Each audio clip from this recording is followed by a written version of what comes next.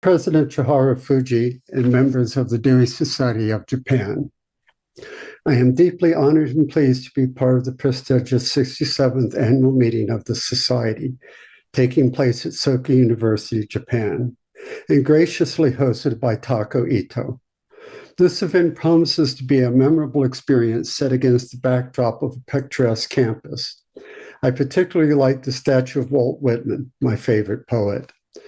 The university has a small center for Dewey Studies founded in April 2007.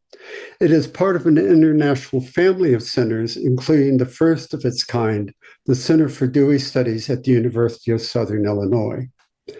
In 2008, the late Daisaku Ikeda, the founder of the center at Soka University, received an honorary lifetime membership in the Japan Dewey Society, which I awarded as president of the society at that time.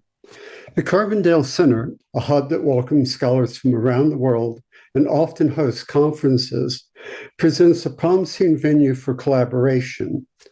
I strongly encourage the Dewey Society of Japan to contact the center's director, Matthew J. Brown. Collaborative ventures with the center could significantly enhance the global reach and impact of your society's work.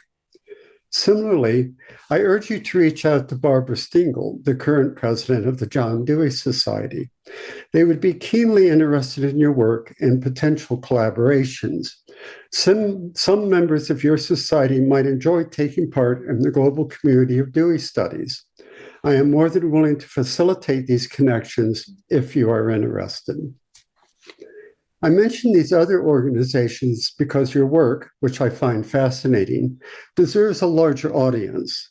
After receiving a prospectus summarizing both symposiums, I was very impressed. Many others would be as well. Because of my interest, I thought I would participate in both symposiums indirectly by commenting on their place in the larger context of Dewey's philosophy. Dewey rejects the Western notion that individuals are born with innate rationality and free will. In his 1926 essay, Individuality and Experience, Dewey affirms, quote, "Freedom, or individuality in short, is not an original possession or gift. It is something to be achieved, to be wrought out," end quote. We only achieve freedom and individuality by participating in shared social practices involving communication. That is why creating learning communities inside and outside the school and collaborating with museums and other institutions is so significant. In Experience in Nature, Dewey says, quote, "Of all affairs, communication is most wonderful," end quote. Dewey thought dialogue was an incredibly vital form of communication. He goes so far as to say, quote, "Through speech, a person dramatically identifies himself with potential acts and deeds.